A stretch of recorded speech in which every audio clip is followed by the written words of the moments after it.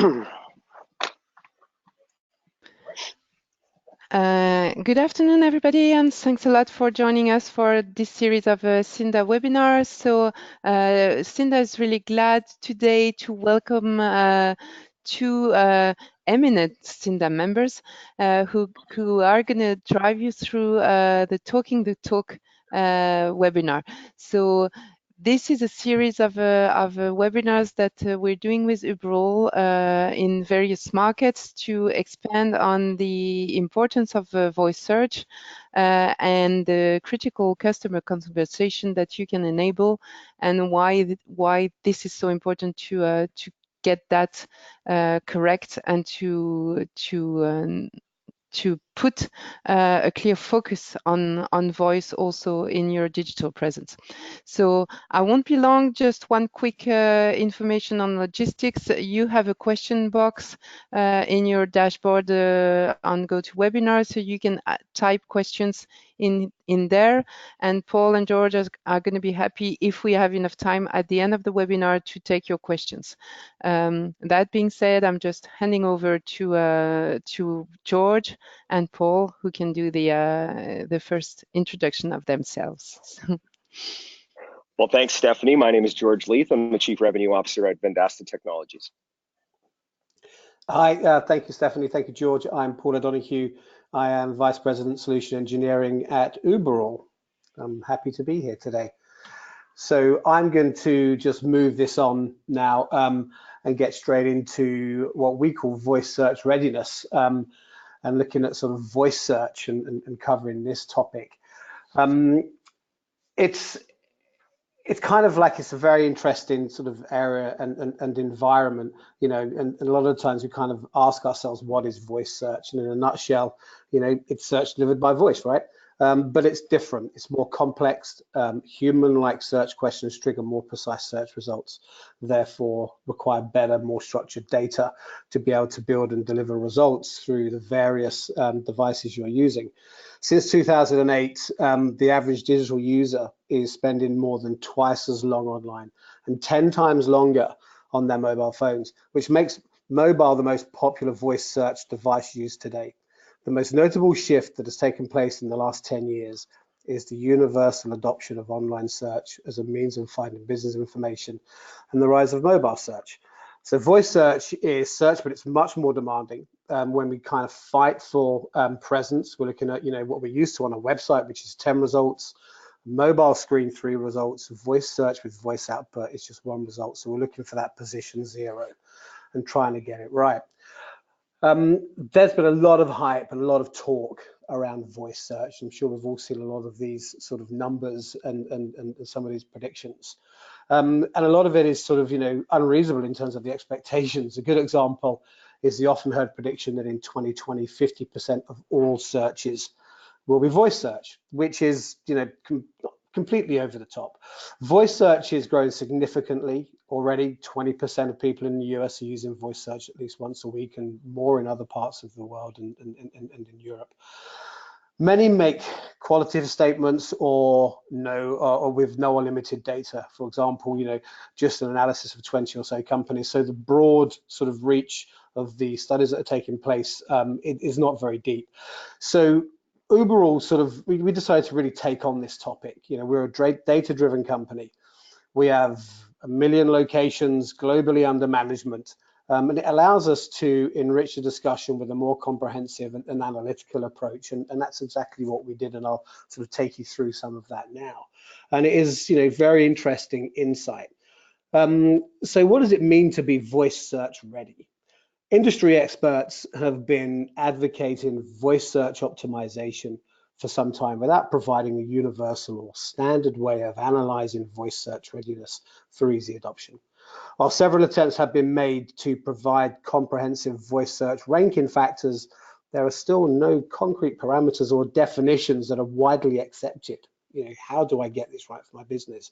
Because of this, we set out to define voice search readiness with in percentage-based grading system that analyzed the business optimized online presence.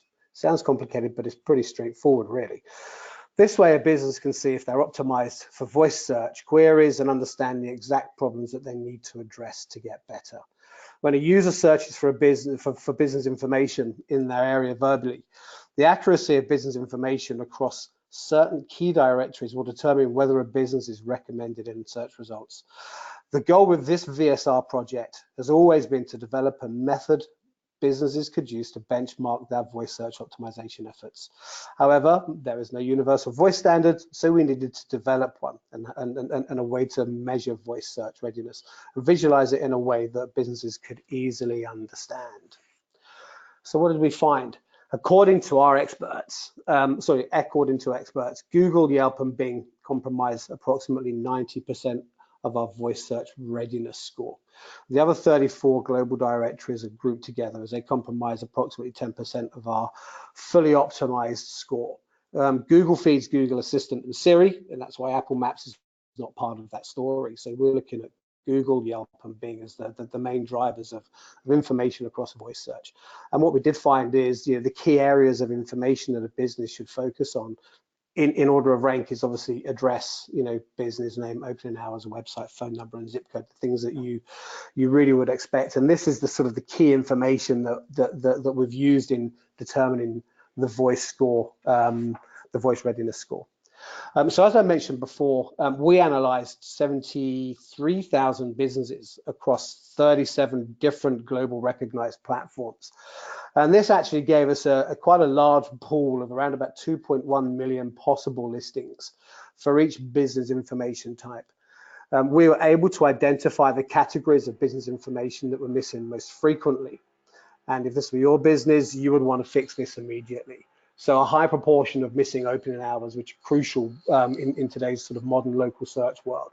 33% missing or incomplete website links, and more surprisingly, 20% missing having missing or incomplete street addresses, which is not great if your customers are trying to find your locations. Most businesses are SMBs. However, our analysis found that only a small, about a quarter of voice search ready businesses are SMBs. This is because they often try to do it themselves, and this is an opportunity. We can help them to get voice search ready. Only 4% of business locations have correct information on all the three sort of major directories. So that's quite a huge number. Only 4% of business locations have correct information across Google, Bing, and Yelp. 92.9% of enterprise level locations that have a perfect score currently employ an external supplier, such as Uberall, to manage citations, meaning that only 6.9% of enterprise locations are achieving perfect VSR scores when doing it alone.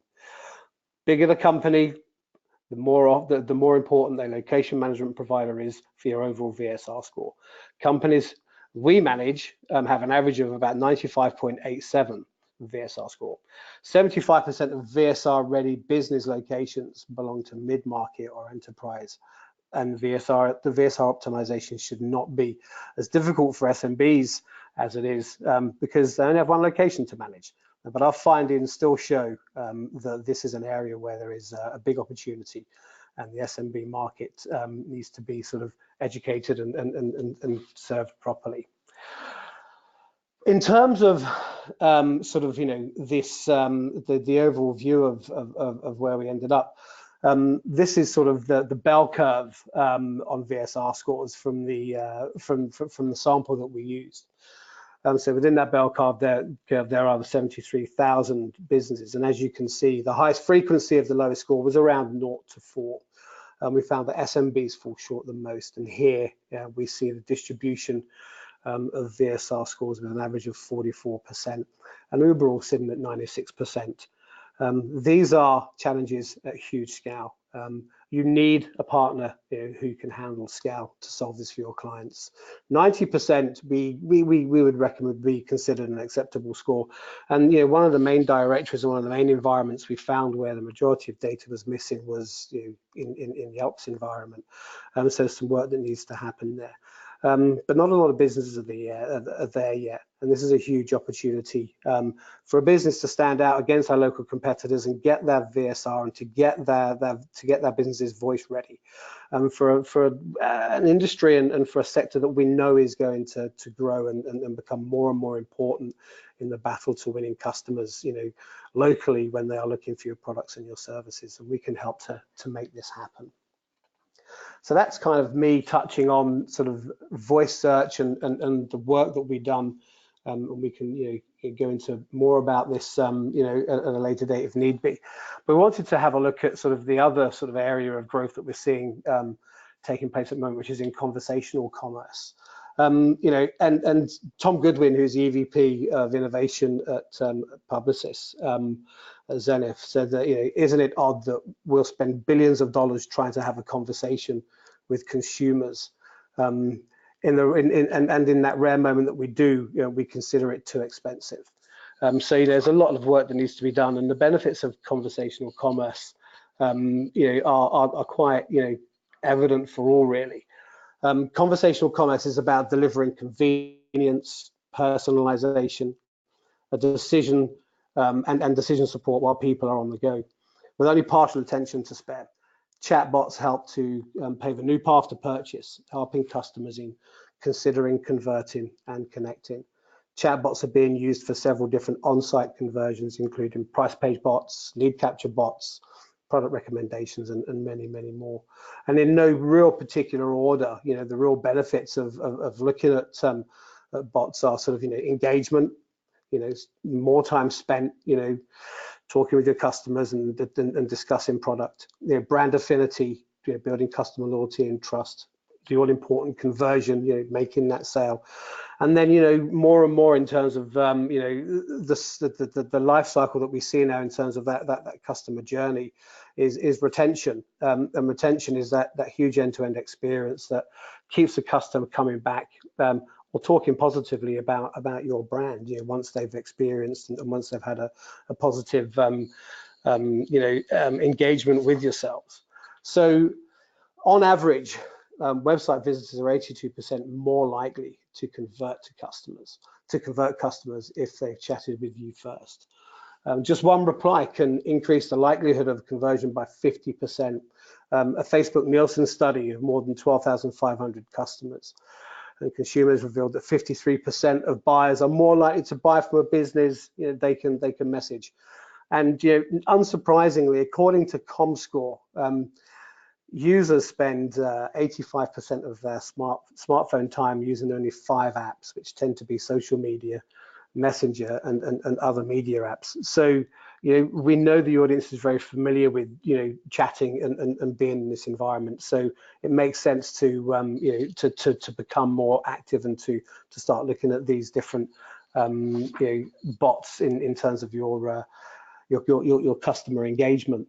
And the 4 key drivers or types and sort of takeaways on this are pricing, page bots, looking at qualifying customers and asking questions. What are you thinking about through that buying cycle?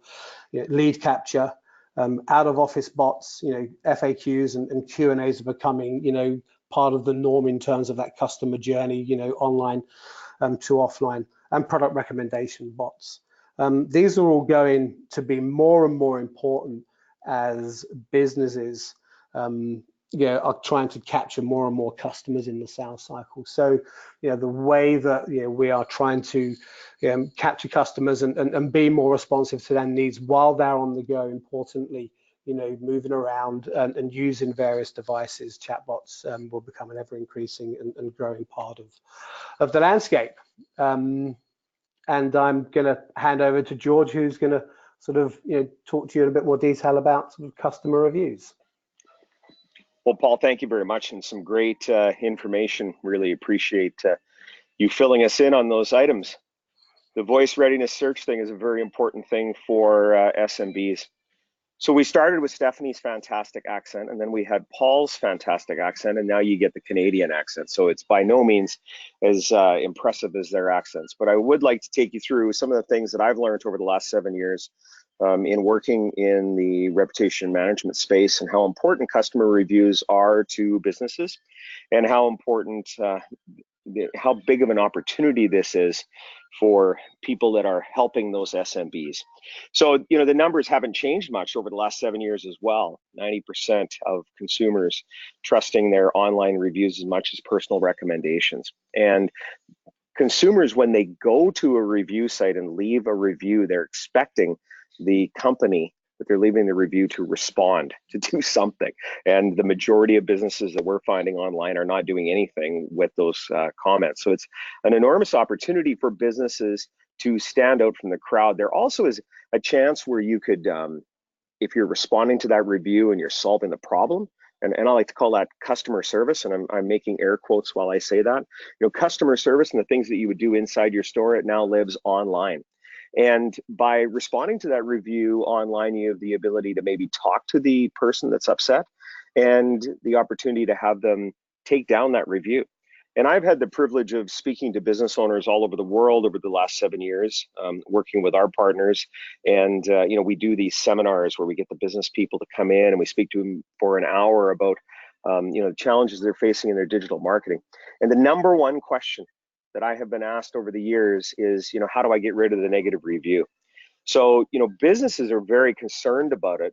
But as Paul noted earlier, we find that the whole idea of DIY, where they will go in and do this work themselves, it just isn't the broad majority of businesses. So there's a big opportunity for us, the partners that are out there working with those SMBs, to help them solve this problem and to guide them in what they should do. So, it's important to know that consumers are changing their buying decision after reading reviews. I think that makes a lot of sense. If they read through and they see a business that's a 3 out of 5, where there's none of us that are going to go to a 3 out of 5 barber to get our hair cut. We need to be working with our customers, our businesses, to explain to them the importance of this space.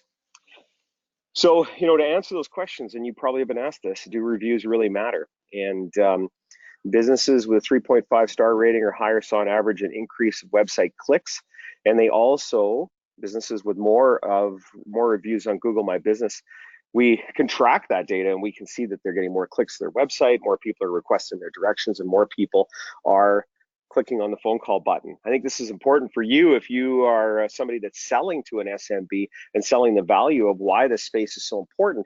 We can actually track the data and show them that directionally, when you respond to reviews and when you get more reviews online, you are going to see an up and to the right effect of those key metrics of website traffic, direction requests, and phone calls. The other thing that we've noticed, and we have vast array of businesses that are on our platform, and we did a study about a year ago now, and we've been updating this data on a monthly basis. But the retention rate of businesses that buy through our partners, that manage online reputation, we see that they stay longer, and when they're more involved in this space, they see more value from the solutions. So SMBs who've purchased reputation management from our partners had a 57% increase in retention compared to businesses that didn't. This is really important to you, the partner that is out there selling to an SMB base, to understand this is one of the key components that should be a part of your stack. It's something that should be included in every purchase that you make, because what we found is that businesses that are engaged in the reputation space churn substantially less than other businesses. The other thing, Google is king. There are more reviews on Google My Business than the other spaces, and you can see the way that everything stacks up. Yelp, Facebook, Better Business Bureau, TripAdvisor. But again, I think it really is determined by the taxonomy of the business. If you're in the tourism space and you are not on TripAdvisor, that's a really important listing source. So again, I've had the privilege of speaking to SMBs, but I've also had the privilege of working with salespeople who sell to SMBs all over the world. And we find that a one-size-fits-all approach just isn't the way to go to market. When we're talking to a business that's in the tourism space, actually reviews and making sure that you're on the right space on the right listing source is so vitally important, because they don't have any other information about that market. They're getting all of their information from the online sources. I think back to a recent trip that I had to Jamaica here about a month ago, and we didn't know what restaurant to go to, and we didn't know what tour operator to use when we were staying at our resort. By the way, we picked the resort based upon online reviews. So you just think about in that tourism space, and you're out talking to the SMB. If they're hoping to get tourism business, it's an important part of their revenue line. They need to be listed on those sources so that their voice search readiness is there. But then they also need to have that positive online reputation so the consumers will choose them over the competitors. Why should businesses respond to reviews? Well, we are finding that by responding to those reviews, you can get valuable feedback about what your business is doing right. And you also have the ability to speak to that negative reviewer. If we go back to what I mentioned earlier, in those seminars, when I would have business people come up to me, their number one thing is, how do I deal with a negative review? And the days of sticking our head in the sand and doing what I call ostrich reputation management are long gone. We have to be speaking to those customers. The customer service experience is happening online, and the consumers really don't think that business owners will respond. So if you want a competitive advantage in the marketplace, they want you to respond. They've left a negative review because they're upset. So we need to make sure that we're responding to those reviews and leaving that information online. The other thing I want to get our listeners to think about is, if you go online and you see a business that's got like 8 5-star reviews, all talking about how great their service and their selection is, really generic type terms. When I see that, I'm like, the staff left those reviews. They listened to a webinar like this and they found that it was important to do it, so they rushed and they got all their staff to leave them some positive reviews. It really isn't authentic. What I like is when you see, a 1-star review or a 2-star review where the business owner has went online and responded to that review and followed the right tactics. And there are some scientifically proved tactics that should be taken when responding to reviews. And we're going to take you through those in a moment. So responding to reviews is vitally important. The other thing is, we've found that SMBs who respond to reviews remain a customer of our partners longer. And we see that retention rate go up dramatically when they're responding to that review. And it makes a lot of sense when you're using some sort of a solution for online reputation management. You're getting the reviews aggregated and delivered to you in a timely manner where you can make that response. It shows that the business owner is seeing the value from the solution. So it's a really important piece that you should be considering to add to every one of your packages that you're out selling on the market. So I promised that we would talk about how to respond to negative reviews. There is a scientifically proven cadence of how you should respond to those negative reviews. So the first is apologize. I like to say, be Canadian, say you're sorry, and be courteous to the online reviewer and thank them for their feedback. Say, this wasn't one of our better days, and be authentic and say, we really did make a mistake. You also don't want to get into long diatribes about, what you did. And then the other piece is to invite them offline. Leave your phone number as the business owner. So here might be a response to a negative review. Hey, thank you very much for leaving this review, and I apologize. Obviously it wasn't one of our best days. My name is George. I own the business, and I'm the person that can solve your problem. And we pride ourselves in offering amazing customer service, and we maybe didn't do it this time. Why don't you give me a call here on my cell phone, and I'd like to speak to you directly and solve the problem. Really simple. It's the thing that you would do actually in person. So imagine if you were dealing with a negative reviewer live in your business. They walked in, they come to the front counter, they're ranting and raving about the bad experience that they had. You wouldn't ignore them. First off, that would never happen. The second thing that you wouldn't do is you wouldn't get into an argument with them at the front counter. You would invite them into your office, away from the rest of the people sitting in the waiting room to solve the problem. And that's the thing that we're doing here online. We're taking them into a private place where we can then banter about how we're going to solve the issue. The other thing that we recommend is not using the business's name, your business's name, or the client's business's name inside the negative review response. So some of the best practices: monitor your online reputation for the local business. They need to know what's going on. They need to do it in real time. We also need to be watching some social comments. We need to know what's being said. We need to measure, track, and set some goals.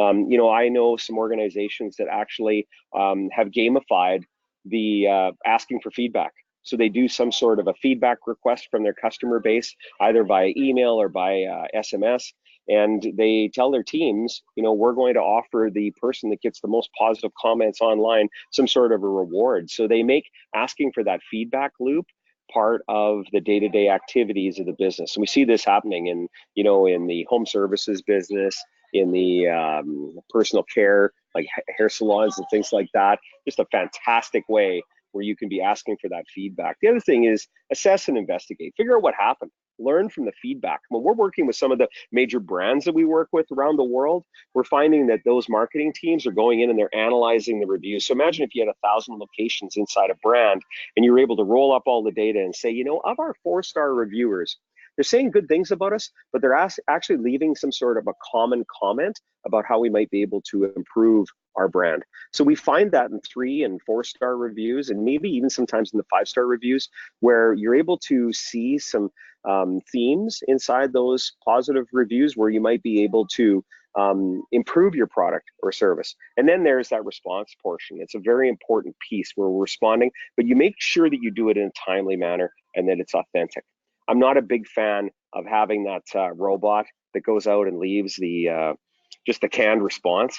You know, I could see that coming a mile away. I never liked getting a form letter when we were dealing with snail mail. Nobody's going to like getting some sort of a canned response to their negative review. And then the other piece, and I might have skipped by it, but I just want to bring it up because I think it's really important. Positive reviews are an incredible marketing channel. You know, if 90% of consumers around the world are going to online review portals to read reviews, to vet out their purchases, and they read through a positive review, I think you should leave some sort of marketing there too. So you have that first comment where you say, hey, thanks, I really appreciate your comments about our business. We love having you as a customer. Just a reminder, here's something that we do for our very best customers. You know, we have some sort of special shuttle service if we're an auto dealer or something like that. I just think that it's a great place to leave some marketing about your business. And again, just not a one line, hey, thanks for your great positive review. You know, do some of that marketing. We also have done some new research on over 100,000 SMBs around the world, and we're going to give you the ability to get the full study. And for those of you that, you know, are employing sales teams, I want to leave a shameless plug here around the Conquer Local podcast. We're getting over 15,000 unique listens from over 50 different countries. And what we try to do inside the Conquer Local podcast is empower sales reps on how to have consultative sales approaches with their customers. And one of the things that we cover at length is how to, you know, sell the value of online reputation management and getting that feedback from your customer base. So I appreciate being here today to share some of those best practices for SMBs to be a part of the online reputation space, and then for the salespeople that are out there representing partners, some ways that you can show the value to that customer base. Thanks a lot. Thanks a really lot, George and Paul. It's been a very insightful webinar with a lot of very interesting points. I think one of the things that struck me is that there's still a long way to go for a lot of SMBs, and voice search readiness is of course a very important point. How you manage reviews is also very important, but the basic digital presence management is of course the key, and we know that in Europe some SMBs are still lagging behind into their digital transformation. So is it something that you also experience, and how is the relation with voice search readiness and the overall, let's say, digital transformation path for SMB? And the second question is, are there big differences by verticals? Paul or George? Yeah. To George. Okay, so by vertical, I think yes, there's definitely, from a voice search perspective, there are differences, and I think it depends on how a business sees itself, and also, You know, is it more of a sort of retail business rather than a services business? Retail businesses seem to be more in tune with being ready for voice search. But yeah, there is there are some differences. And from the SMB perspective, you know, it's one of those challenges where, you know, SMBs are always challenged on trying to do the next thing. You know, these guys and girls are running, you know, a business. They're doing multiple different jobs and multiple different tasks, and you know, in a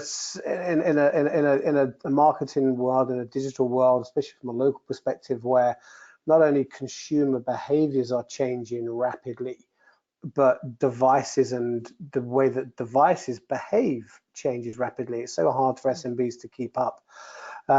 But the interesting thing that's come out of our VSR report is that, you know, it's Google, it's Bing, and it's Yelp. You know, if you can conquer these three environments and these, you know, three directories and find a partner that can help you to get onto these environments, the battle's won. You know, you can get there. Yeah, you know, okay, well, Paul brings up some very good points. The other thing that I want to mention is it's not just SMB that's behind in this.